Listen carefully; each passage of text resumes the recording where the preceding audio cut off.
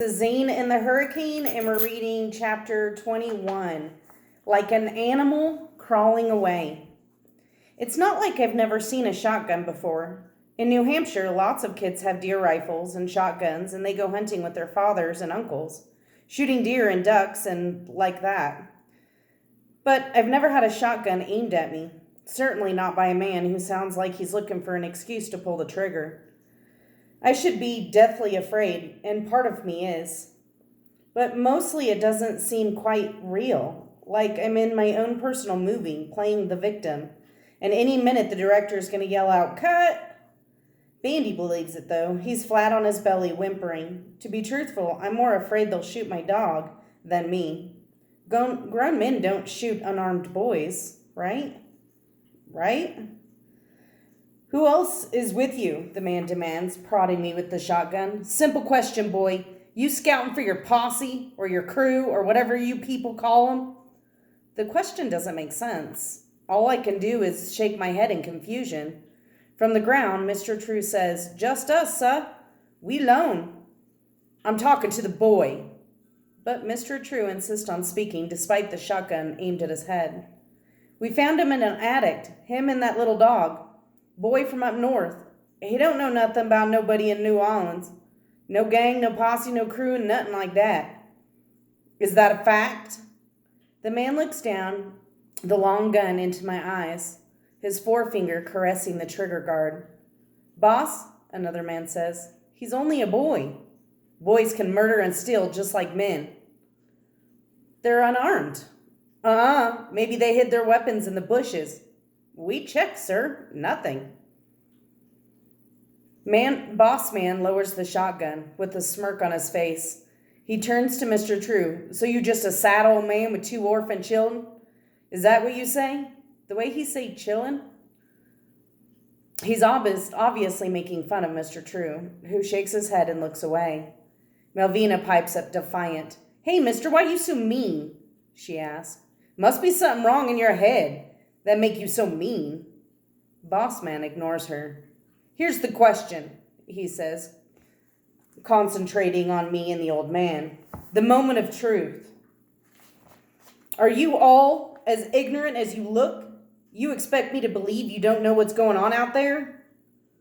On his knees, Mr. True says, "We know what the flood done. That's what we're trying to escape from." "Uh-huh. And you just so happen to escape to a wealthy parish?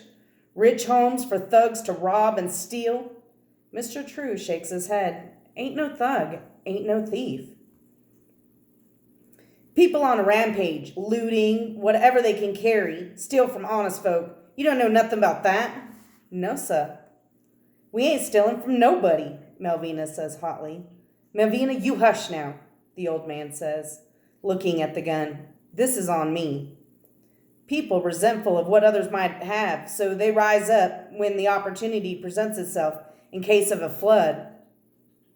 Mr. True lifts his chin. "We're not looters," he says. "We're looking for help, that's all." Everybody know True," Melvina says, protesting. "Trudell Manning ain't no thief. He a famous music man." Boss man rolls his eyes. "A musician? God help us. I suppose that explains the hat." Another man approaches. "Boss, we about done here. Pilot doesn't want to stay any longer if he can help it." "Cargo loaded?" "One more rug," the man says. "But it might put us over the weight limit." Mr. True hears this and says in disbelief, "Rugs? That's what this is all about? You rescuing some kind of rugs?" Boss man says, "For your information, the owner has a very valuable collection of oriental carpets. Hired our service to protect them from the likes of you." Behind him, the man in the green polo shirt drags a rolled up carpet from the big house and carries it to the waiting copter. "Leave the rugs and take the children," Mr. True suggests. "So they can sabotage the helicopter? Is that your plan?" "No way. I'm asking you, sir, to do the right thing. Never mind me. Long's as you do right by these children." Boss man says, "Our mission is to secure the premises and remove the inventoried carpet. Mission accomplished. Contract fulfilled. We will not be deterred from our purpose. Your kind want a free ride on a shiny helicopter? Apply elsewhere." The old man sighs and shakes his head in disgust. Boss man doesn't like his attitude. He uses the end of his shotgun and pushes the hat from Mr. True's head. Then he steps on it, crushing the hat under his boot heel. Mr. True freezes, not reacting except to warn us with his eyes. Don't do anything. Keep still. All of us, including Bandy, keep still.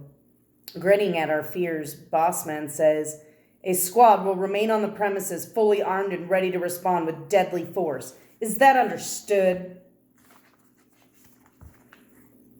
We nod silently. He turns and marches to the waiting helicopter. As the big machine takes off, the downdraft from the screaming blades blows Mr. True's straw top hat over the flattened grass like an animal crawling away with a broken spine.